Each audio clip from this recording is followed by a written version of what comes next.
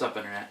Now, I know I do a lot of imports and indie games and ROM hacks and all that shit, and I promise I will do some real, just regular retail games soon, but right now there's this one game that I just really want to review because it's probably the best game I've played in a while. Alright, so the game is Dust: An Elysian Tale, which is not only the best indie game I've ever played, but probably in my top 5 favorite games I've ever played. It also, just side note, definitely worth mentioning though, it's made by a guy named Dean, so the awesomeness that is that game really shouldn't be unexpected.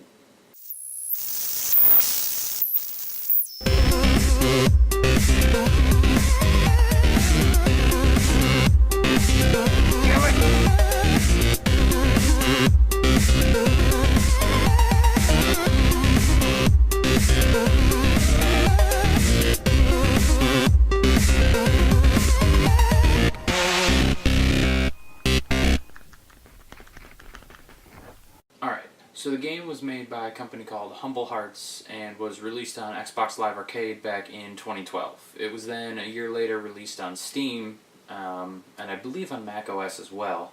And before I go too far, let me first just start off by telling you a couple of the positives about the game.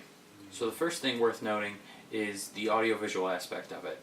The art, the graphics, all the music, everything about this is just amazing. A lot of people actually say that what drew them to the game initially and kind of made them aware that it was even there was just how beautiful the art style in this thing is. Even like all the character animations and everything, it's very smooth, very fluid. It just looks really pretty.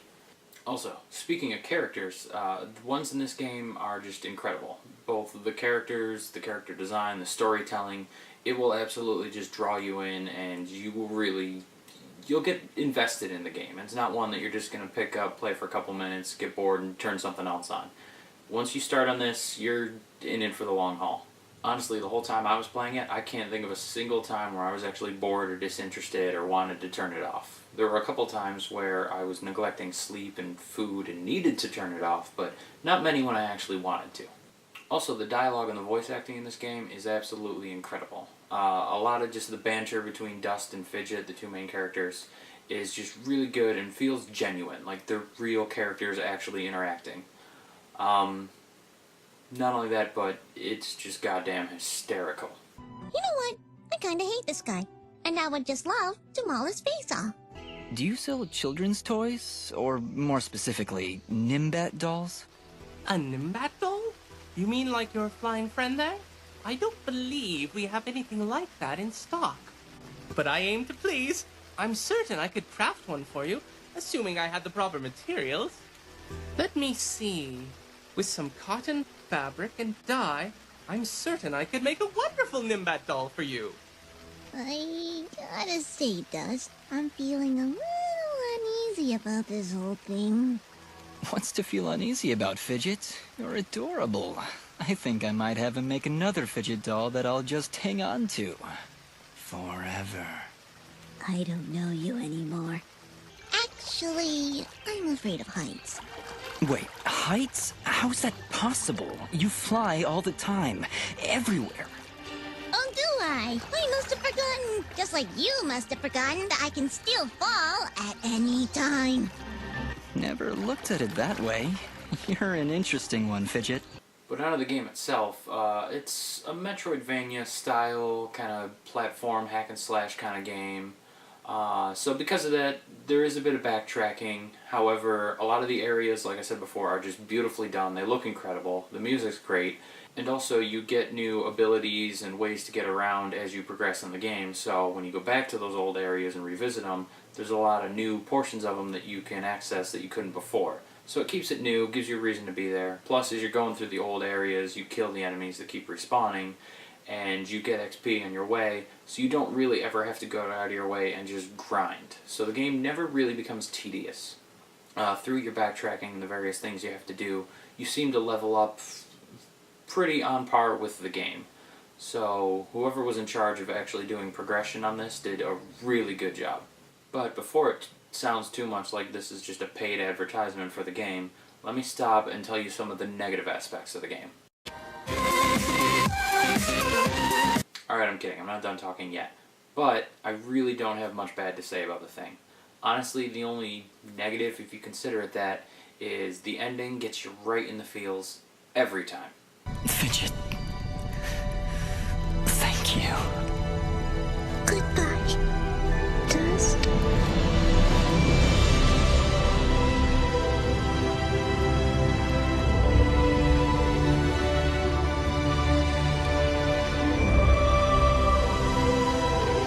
I'm not gonna cry. Damn it.